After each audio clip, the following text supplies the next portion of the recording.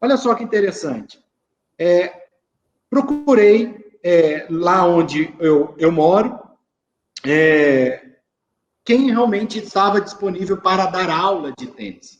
E descobri que realmente tem um professor lá onde eu moro que atende muitas pessoas. E quando eu falo muitas pessoas, gente, eu conheci esse professor pessoalmente, é meu amigo hoje, e ele dá aula na cidade inteira. Só que ele começou a dar aula para uma, duas pessoas. Hoje ele tem uma equipe.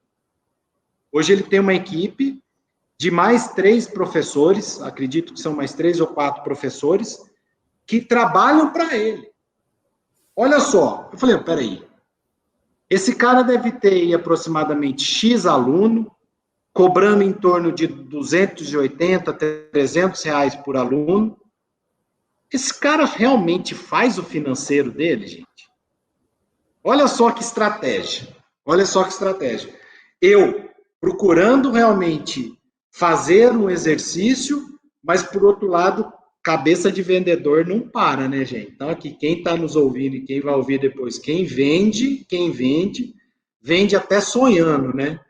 E eu comecei a olhar aquela situação e comecei a ver a oportunidade. Falei, peraí, ele provavelmente ele tem uma empresa, e se ele não tem empresa, está completamente errado, ele tá faltando alguém realmente que possa ajudar ele a ter uma gestão.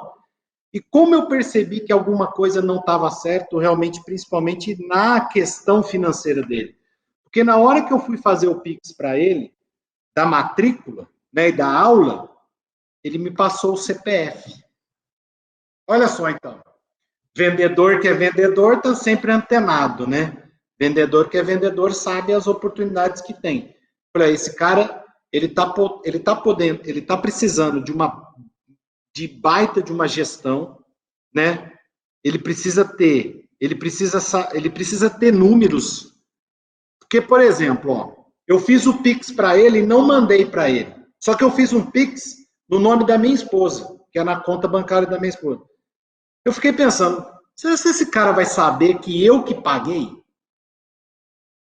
Quantos alunos ele tem? Se ele controla via planilha, se ele controla via sistema, se ele paga os funcionários dele, se ele trabalha 100% na conta pessoa física dele, não numa jurídica. Cara, olha só a oportunidade. O que que eu fiz? O que que eu fiz? Tá? Eu quis trazer essa história porque um vendedor mesmo, é aquele cara que está antenado, gente. Eu cheguei para ele e falei assim, Fael, deixa eu só explicar rapidamente o que, que eu faço, tá?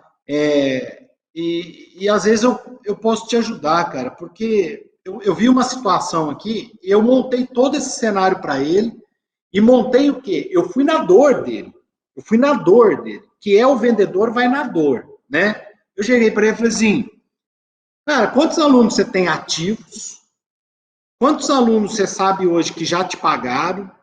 Quantos alunos realmente que pagam e qual dia que paga? Porque, por exemplo, era para eu ter pago dia 1º, mas eu paguei dia 7. E ele não me cobrou. Se ele controla isso ou não, olha só a oportunidade que eu estou tendo de vender.